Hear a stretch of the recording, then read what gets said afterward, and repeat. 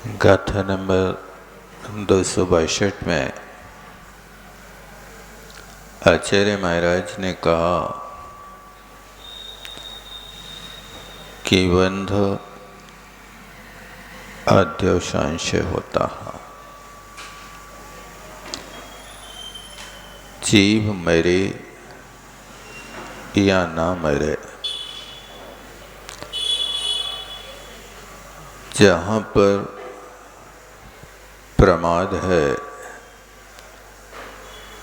अयत्नाचार की प्रवृत्ति है, वहाँ पर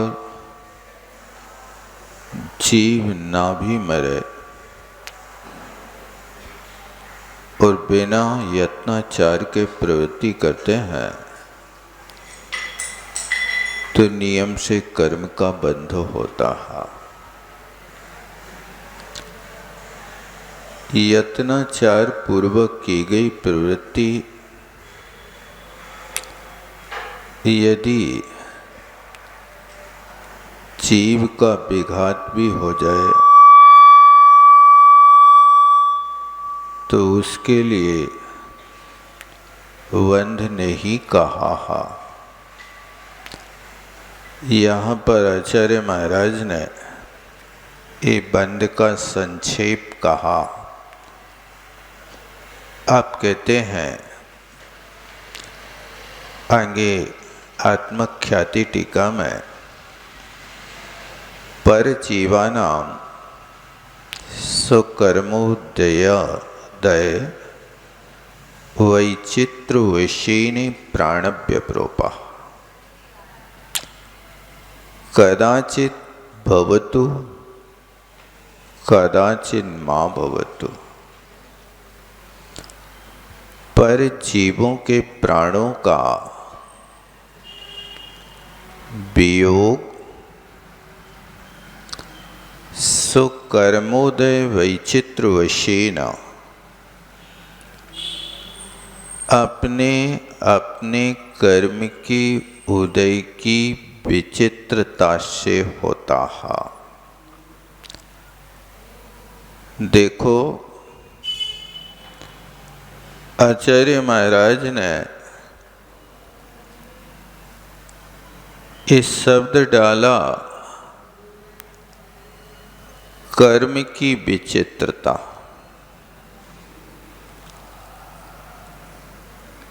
कर्म की विचित्रता का अर्थ कर्म के अनेक प्रकार के भंग बनते हैं। हम यदि सिर्फ एक ही भेद को पकड़ के बैठ जाएं तो कर्म सिद्धांत की व्यवस्था ठीक रूप से समझ में नहीं आएगी। ये विचित्रता शब्द अपने आप में कह रहा है कि मात्र कर्म को एक पक्ष से मत समझना।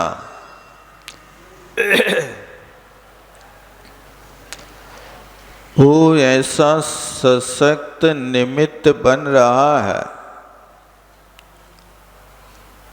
लेकिन फिर भी जीव नहीं मर रहा है। और कुछ ऐसी चीजें हैं कि जहाँ पर थोड़ा सा भी निमित्त होता है और जीव का मरण हो जाता है। ये विचित्र शब्द दिया आचार्य महाराज ने, ये बात मार के कहा। कर्म की बड़ी विडंबना है, कई लोग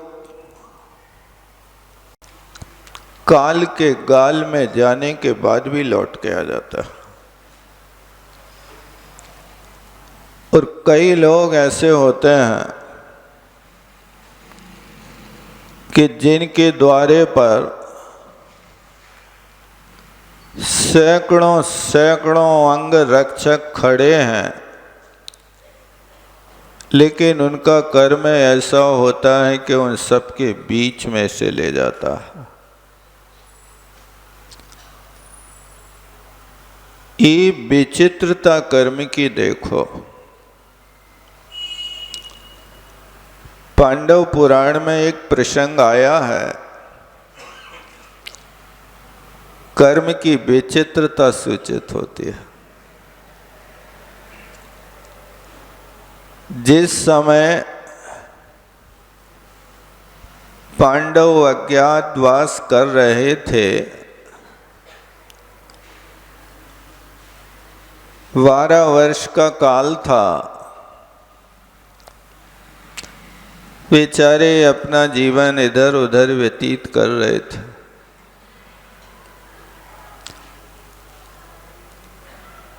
एक बार नदी पार करना पड़ा, तो नाव में बैठे 6 भव्य आत्माएं, 5 पांडव और कुंती देवी। नदी के बीच में जैसे ही नाव गई और नाव खड़ी हो गई।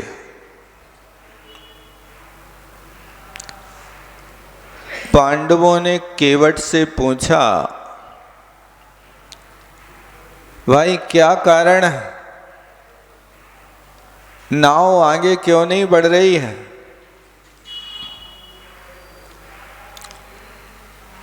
तो केवट कहता है,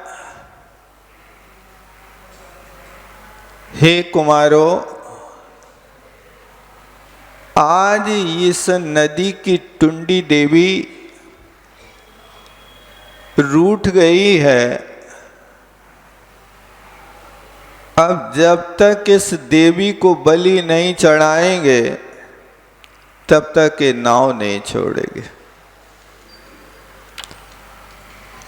बहुत बड़ी विडंबना, कर्म की विचित्रता देखो। एक काल के गाल से बच के आए कि लाखा भवन से निकल करके जहां पर आग के बीच में खेल खेलते रहे,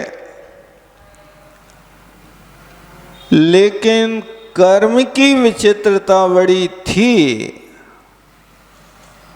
कि चारों ओर से आग तो लगी है, लेकिन पुण्य कर्म ने एक रास्ता अलग से खोल दिया, सुरंग बन गई कि जिसके माध्यम से आप इस आग के बीच से निकल गए।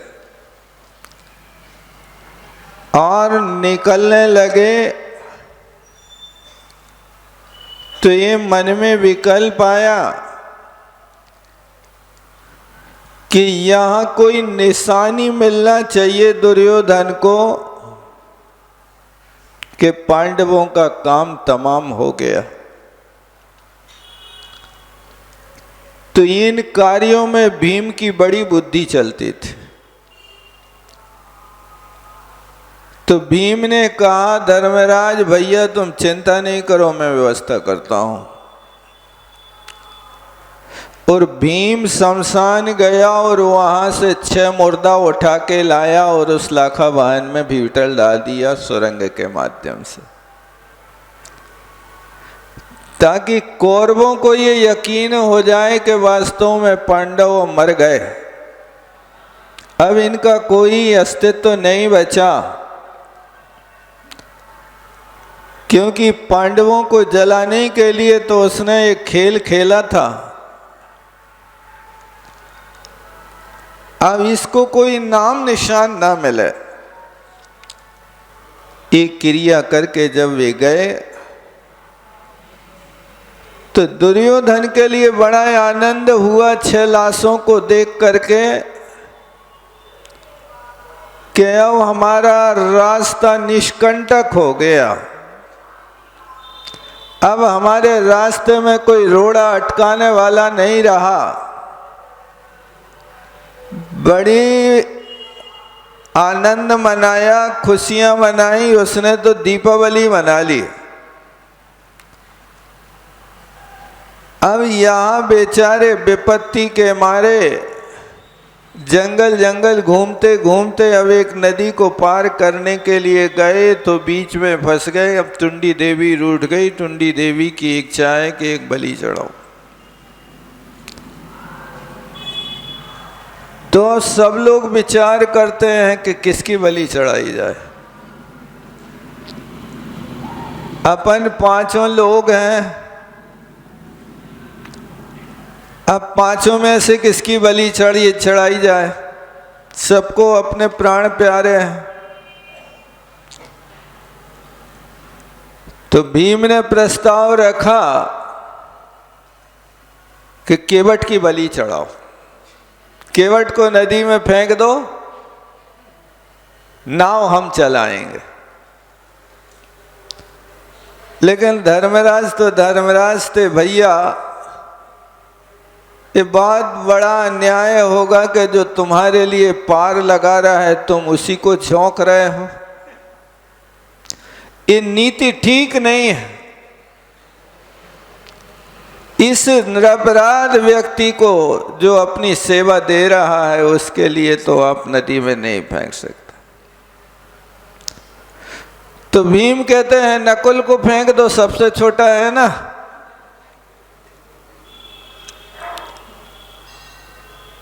तब धर्मराज कहते हैं ये माद्री माँ की धरोहर हमारे लिए मिली है। इन नकुल सहदेव को तो हमारे रहते हुए कभी आँच नहीं आ सकती। नकुल कहता है कि नहीं, तुम जैसे महापुरुषों की रक्षा होती है तो मैं जाता हूं नदी में छलांग लगा देता हूं।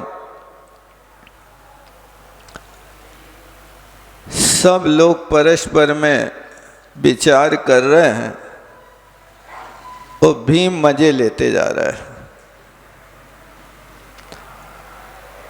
भीम कहता है ऐसा करो, अब माँ ने तो सब कुछ देख लिया,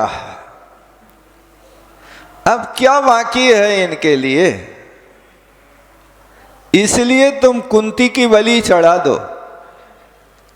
धर्मराज का हृदय सिहर उठा। भीम तू कैसी बातें करता, तू कहीं पागल तो नहीं। जिस माँ ने इतने संकट में अपना सहारा दिया, आज तक अपने कारण कष्टों में पड़ी, उसी महादेवी की बलि, ये हो नहीं सकता। धर्मराज कहते हैं ये सारा का सारा कारोबार आप संभालो और मैं जाता हूं। धर्मराज तैयार होते हैं तो भीम कहता है एक बार देख लो, सफलता मिल जाए तो। अंत में जब बिल्कुल तैयार ही हो जाते हो, छलांग लगाने लगते हैं, तो भीम हाथ पकड़ता है, भैया मेरे रहते हुए और तुम्हें कोई कष्ट हो जाए, ये हो नहीं सकता। सब लोग शांति से बैठो, मैं टुंडी देवी की खबर लेता हूं। सबने रोका कि भैया तुम मत जाओ, तुम ही तो शक्तिशाली हो, तुम ही से सारे कार्य होना है। आज तक दुर्योधन के लिए तुम्ही ने ही धूल चटाई है। लेकिन भीम कहता है मेरा कुछ नहीं होता, आप चिंता नहीं करो, मैं अभी नाव छुड़ा करके आता हूं, देवी को देखता हूं। परस्पर में एक दूसरे के गले मिलकर के ऐसा रोदन करते हैं, ऐसा रोदन करते हैं कि अब तो भैया गया। कर्म की विचित्रता देखो, नदी के बीच में पड़े हैं, वहां दुर्योधन की आग से बचे, तो यहां पर नदी के पानी से बचना मुश्किल हो गया। अब नाव कीलित है, एक पग बढ़ नहीं सकते हैं। कैसे कैसे संकट व्यक्ति के ऊपर आते जाते हैं। लेकिन जो महापुरुष होते हैं वो कर्म की विचित्रता को जानते हैं, और उन्हीं महापुरुषों के माध्यम से ये युक्ति चरितार्थ होती है कि विपत्ति धैर्य मथाभ्युदय क्षमा। रे मानव, विपत्ति के काल में धैर्य रखो। विपत्ति के काल में धैर्य होवे और शक्ति के होने पर क्षमा होवे, ये महापुरुषों का लक्षण माना जाता। इतनी विपत्ति जिनके सामने है, बेचारे सालों सालों कहीं एक स्थान पर झोपड़ी बना करके भी नहीं रह सकते। जहां रहे वहीं दुर्योधन के दूतगण, खुफिया पुलिस वहीं पीछा कर रही। क्या करें? और पता लगेगा तो फिर 12 वर्ष की सजा भोगना पड़ेगी। और भैया ऐसे हैं कि भैया कुछ मानने वाले नहीं है, बिल्कुल धर्म की डोर पकड़ करके चल रहे हैं। वहां वो अन्याय कर रहा है, लेकिन फिर भी ये सहन करते जा रहे हैं। सब भाई खूब बिलखते हैं। माँ भी कहती है बेटा तुम नहीं जाओ,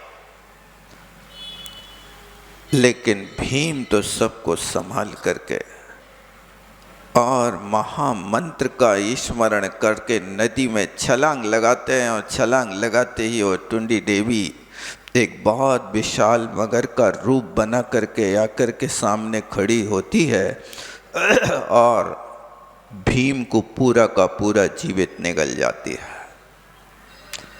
और जैसे ही भीम को निगलती है तो भीम उस टुंडी देवी के पेट में जाकर के कहते, इतने मुक्के मारे भीम ने अपनी भुजाओं से कि उसका पेट फाड़ के रख दिया।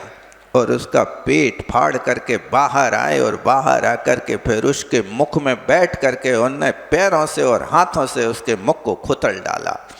और वो पराजित होकर के वो भाग गई। और भीम अपनी भुजाओं से नदी को पार करके जब तक ये नदी के किनारे आते हैं, तब तक भीम भी यहाँ आकर के सबके साथ मिलता है। जैन धर्म की जय हो, जय हो।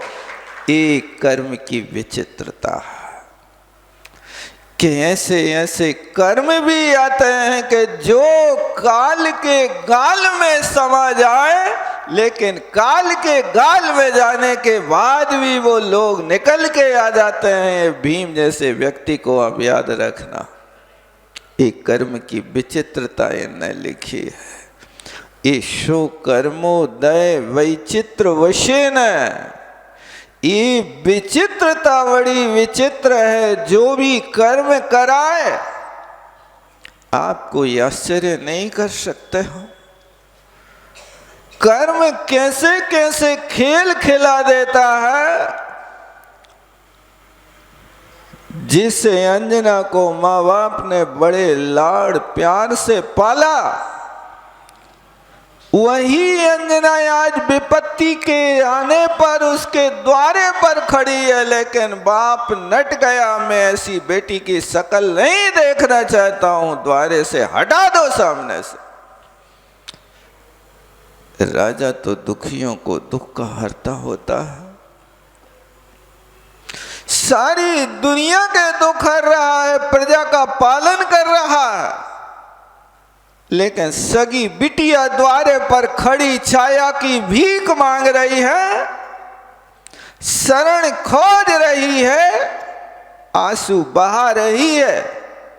और द्वार पे खड़ी रही और बाप ने कह दिया उसको उल्टे पैर हमारे नगर से बाहर निकाल दो, यदि नगर में किसी ने आसरा दिया तो उस व्यक्ति की खैरियत नहीं होगी।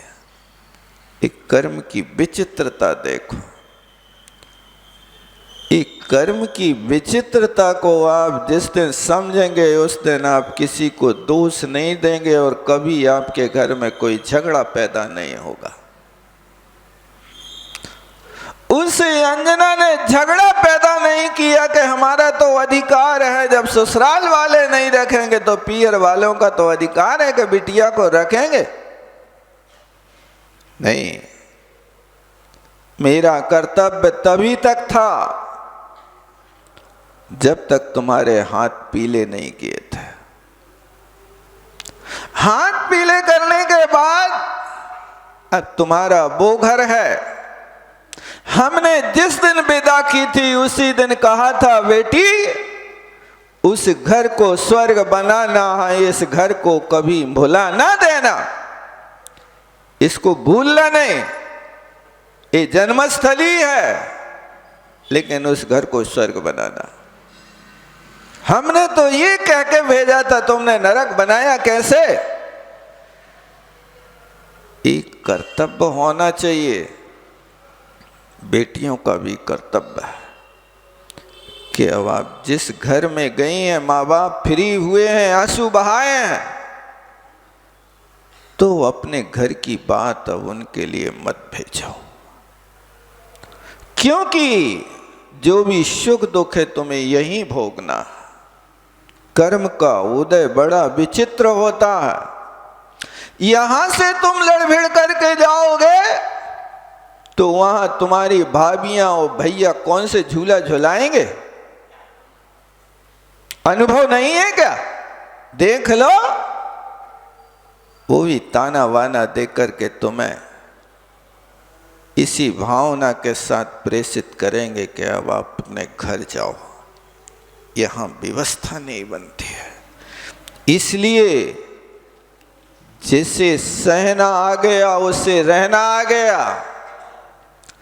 जिसको सहनशीलता आती है वो व्यक्ति हर जगह रह सकता है। इसलिए सूत्र याद रखो, जिसे सहना आ गया उसे रहना आ गया, जिसे पचाना आ गया उसे जीना आ गया, और जिसे मुस्कुराना आ गया उसे अपना बनाना आ गया। आप दुनिया को अपना बना सकते हैं, बस एक मुस्कुराहट दे करके बना सकते हो। कोशिश करो। अब एक कर्म की विचित्रता, शिकायत मत करो किसी से, हमारे घर में ऐसा हो रहा है। अरे तुम्हारे घर में नहीं हो रहा है, तुमने पूरब में ऐसा कर्म किया है, वो कर्म आज फल में आ रहा है, इसलिए उसको भोग लो। क्या कर्म की विचित्रता है, आप इतिहास उठा करके देखो। इसलिए कर्म की विचित्रता को समझना है तो प्रथमानुयोग का अध्ययन रोज किया करो। कैसे कैसे कर्म के उदय आते हैं, इससे व्यक्ति का हृदय कांप जाता है। और उन महापुरुषों की जीवनी पढ़ने से संतोष होता है कि उनने इतने कष्ट भोगे, उनके सामने तो हमारे लिए कुछ भी नहीं है। इस तरह सुकर्म के उदय की विचित्रता के बस से प्राणों का व्यपरोपण कदाचित होवे और कदाचित नहीं भी होवे, ऐसा भी होता है। इसलिए एक कर्म के माध्यम से इस बात को समझो कि किसी ने यदि काल के गाल में भी ढकेल दिया, लेकिन तुम्हारे कर्म का उदय तुम्हें उसका फल देगा। इस प्रकार की क्षमता रखना। येव हेनस्मि इति अहंकार रस निर्भरो हिंसाया मध्यवसाया सएव निश्चय तस्य वंद हेतु। आप कहते हैं कि जो इस प्रकार का भाव है, कौन सा भाव है? हिनस्मि, मैं मारता हूँ, ये मुख से शब्द ही नहीं निकलना चाहिए। अहिंसा धर्म के रक्षकों के लिए काटना, मारना, पीटना, ये शब्द आपकी डिक्शनरी से बाहर हो जाना चाहिए। आप यदि अहिंसा पद्धति को अपनाते हैं तो आप अपने किचन में भी सब्जी के लिए काटने का प्रयोग मत करो। लौकी काट दो, काटना नहीं, लौकी को सुधार लो, लौकी को बनाने के योग्य कर लो। एक काटना तो हिंसात्मक शब्द है।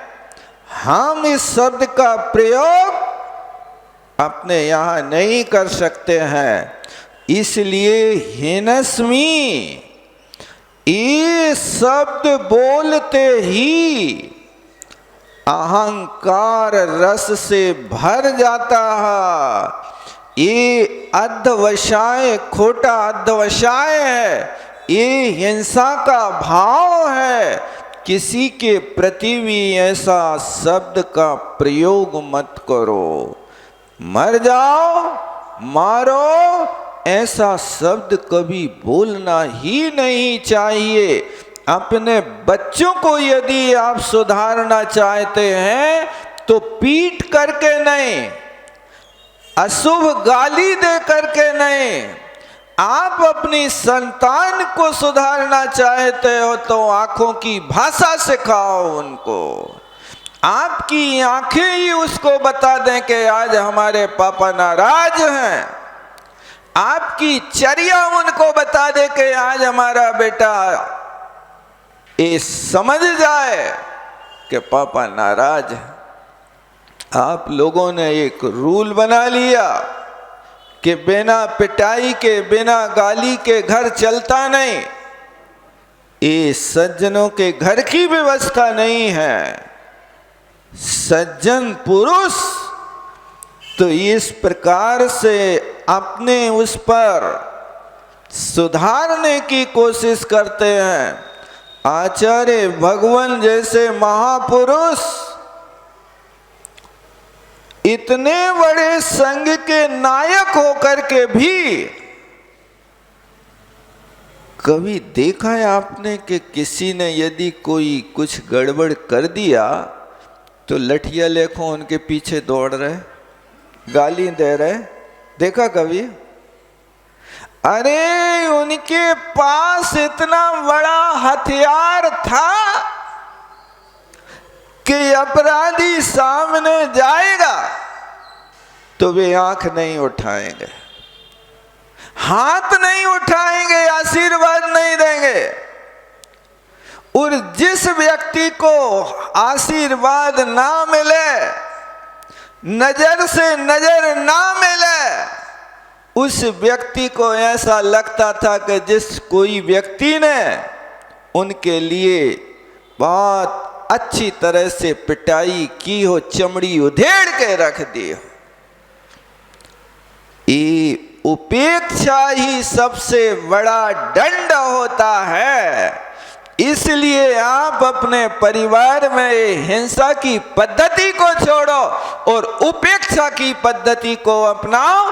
आप अपने बेटे को एक दिन आंख उठा करके नहीं देखो, एक दिन भोजन नहीं परोसो, दूसरे दिन वो तुम्हारे चरणों में लौटेगा, मुझसे गलती हो गई, अब क्षमा करो।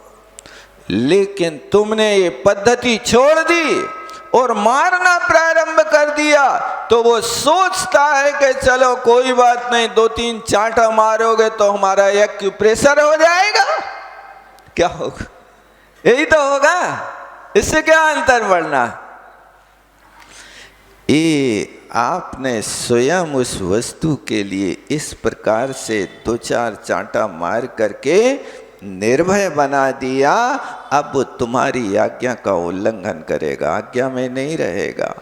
इसलिए देखो लिखा, हिनस्मी, मैं मारूंगा, मैं मारता हूं। इस प्रकार के अहंकार के रस माने जैसे रस भरी होती ना, क्या है रस भरी?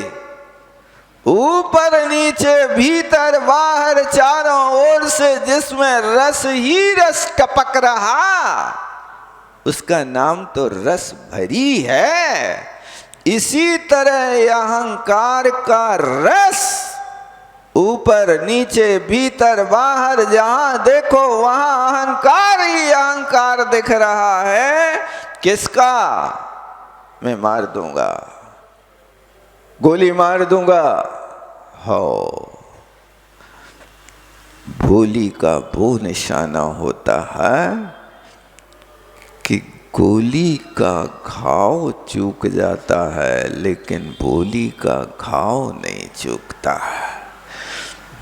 इसलिए बोली को भी संभाल करके बोलो। हिनस्मी ऐसी बोली बोलना ये संकल्पी हिंसा के अंतर्गत आता है।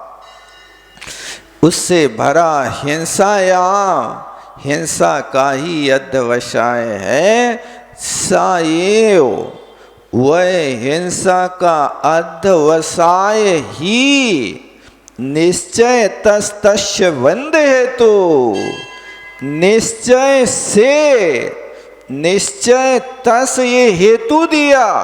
पंचमी विभक्ति तसल प्रत्यांत है। निश्चय से तस कस अध्यवसाय करने वाले जीव के बंध हेतु, बंध का कारण है।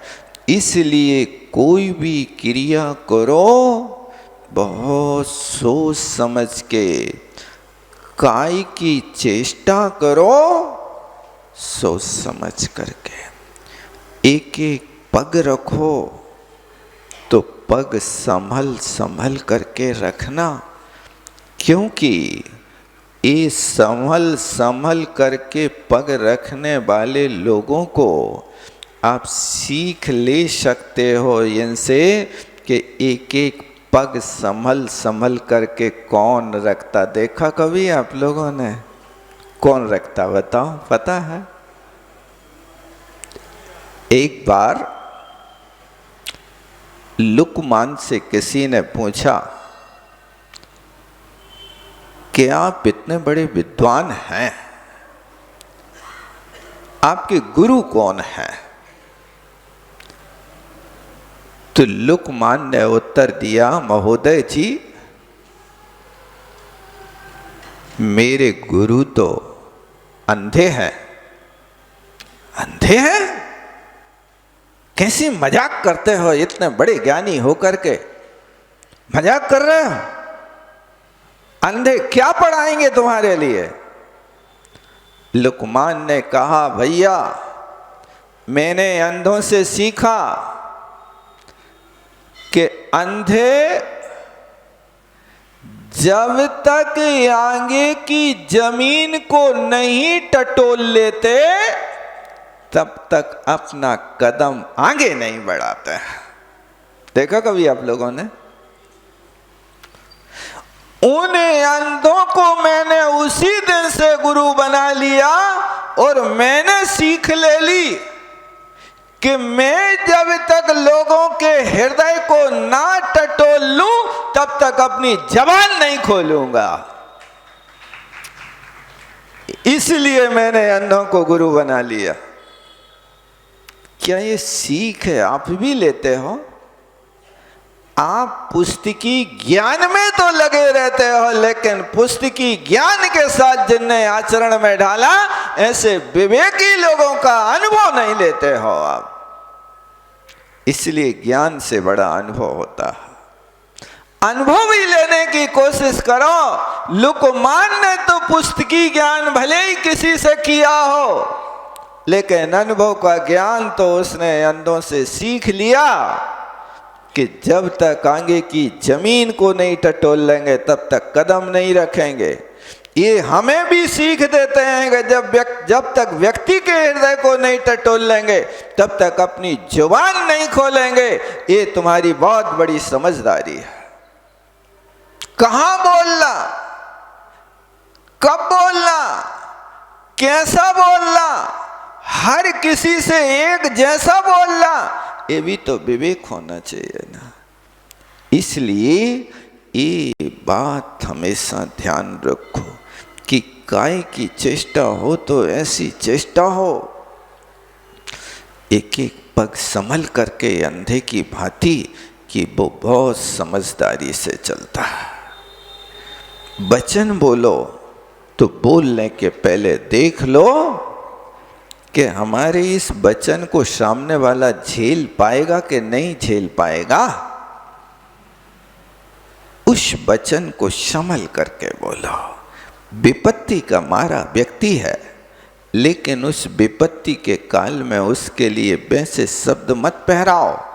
अंधे से अंधा मत कहो, अंधे से अंधा कहो तुरंत ही पड़े टूट। धीरे धीरे पूछ लो कैसे गई है फूट। अंधे से कहो क्यों रे अंधा, बता तेरी आंख कैसे फूटी। वो आंख फूटने का कारण नहीं बताएगा, लेकिन कहेगा भगवान इनकी भी जल्दी फूट जाए। इसलिए अंधा है, सत्य है, लेकिन ऐसा कड़वा सत्य नहीं बोलो। बोलने के पहले समझ लो कि झेल पाएगा कि नहीं।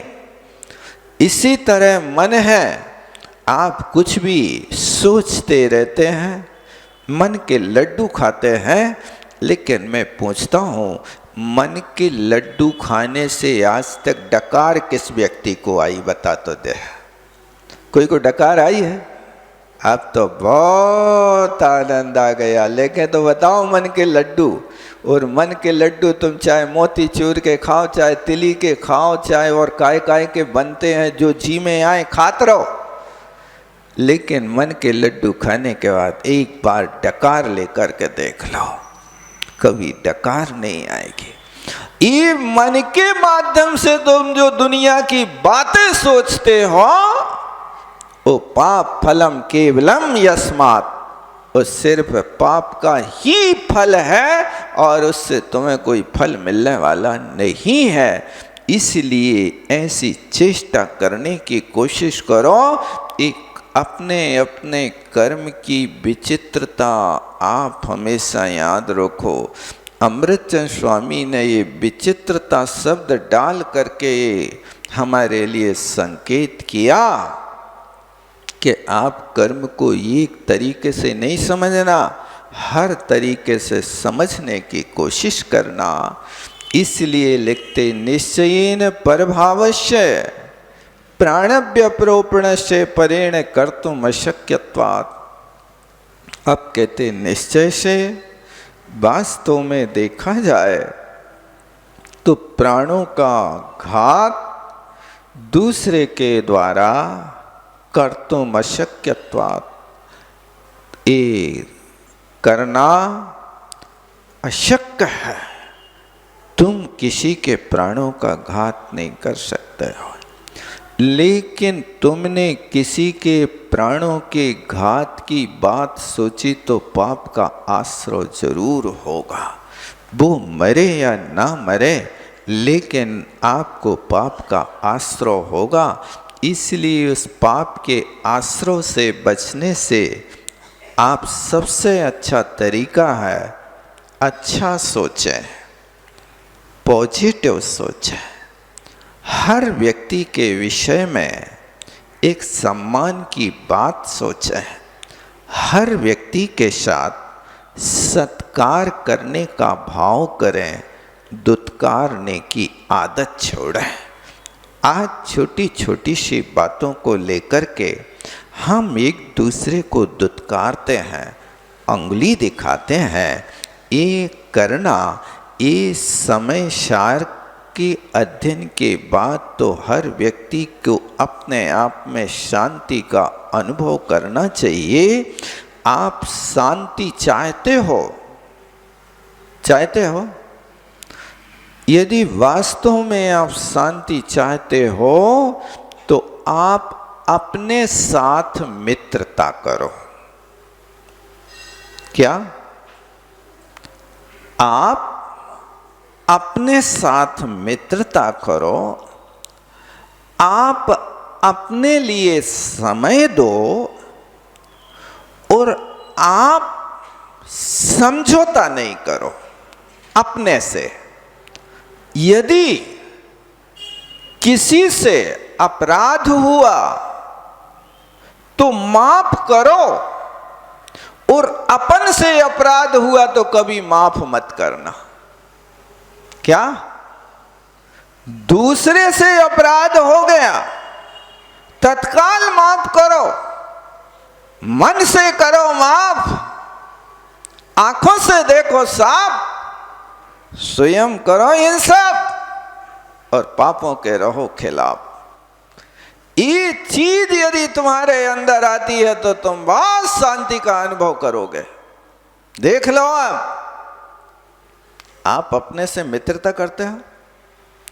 आप जितना समय एक हाथ मिलाने वाले, चाय पिलाने वाले मित्र के लिए समय दे देते हो,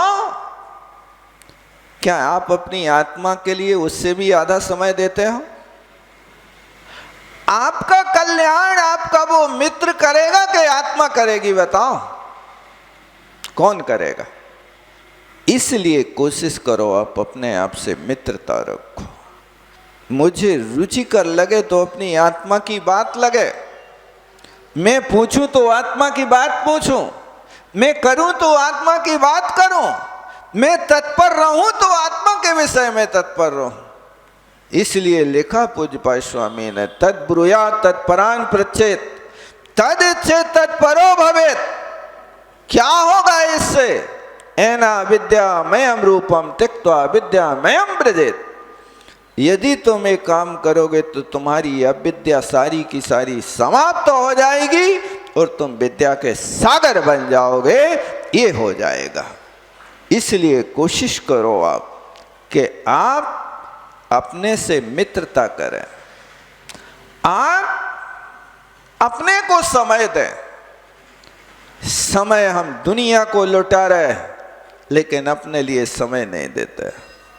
हम अपने को समय देने के लिए जाते हैं तो हमें नींद के झटके आते हैं। जब कभी हाथ पे हाथ रख करके बैठते हैं तो अच्छे घुर्राटे ले लेते हैं और सामने वाला जगाए कि भैया सतर्क हो जा, तो कह रहा हम बहुत ध्यान से सुन रहे हैं, तो मैंने सोचियो कि हम सोए रहे हैं। ऐसे सुन रहे हैं? हम तो झूम झूम के सुनते हैं। ठीक ठीक सुनते रहो, ऐसे ही होता है। अब तुमसे कोई सीखेगा तो यही सीखेगा। सामने वालों की भी एक छोटा सा बच्चा था, वो अपनी दादी के सामने साथ मंदिर जाता था। तो दादी बच्चे को बैठाल देवे, चलो तुम भी सामायिक करो, हम भी सामायिक कर रहे हैं। अब दादी माला लेवे और 10-15 मोती खिसकाने के बाद बढ़िया झूमती रहे, खूब नींद के झटके आए और बच्चा दादी को देखत रहे। अब वो घर पर जावे और मम्मी पूछे, क्यों मंदिर हो आए? मंदिर हो आए और दादी के साथ सामायिक करे आए। सामायिक भी करे आए तो बताओ तो कैसी करत हो सामायिक? बस बच्चा ने माला ली और झूमना चालू कर दिया। अच्छा क्या है? दादी ऐसे ही सामायिक कर रही। अब दादी को यदि उसने आदर्श बना दिया तो मंदिर में बैठ करके भी वो सामायिक करेगा कि नींद पूरी करेगा? बताओ क्या करेगा? इसलिए तुम भी ध्यान रखो कि आदर्श बन करके दूसरे तुमसे यदि सीख रहे हैं तो कम से कम दूसरों को सिखाने के लिए तो सतर्क रहो कि कहीं ये बच्चे सीख ना जाएं कि सोने को वे सामायिक सीख जाएं, नींद निकालने को वे सामायिक सीख जाएं। इस तरह से यहाँ पर बहुत अच्छी बात लिखी कि निश्चय न से परभाव का प्राण व्यपरोपणम पर के द्वारा हो नहीं सकता। इसलिए ये अध्यवसाय को छोड़ करके अपने आत्म स्वरूप की प्राप्ति का प्रयास करना चाहिए। यहाँ तक ये हिंसा का ये विषय में आचार्य महाराज ने हिंसा और अहिंसा के लिए दोनों के विषय में यहाँ तक एक कथन किया अब आगे की और पद्धति अपन देखेंगे। समय हो रहा।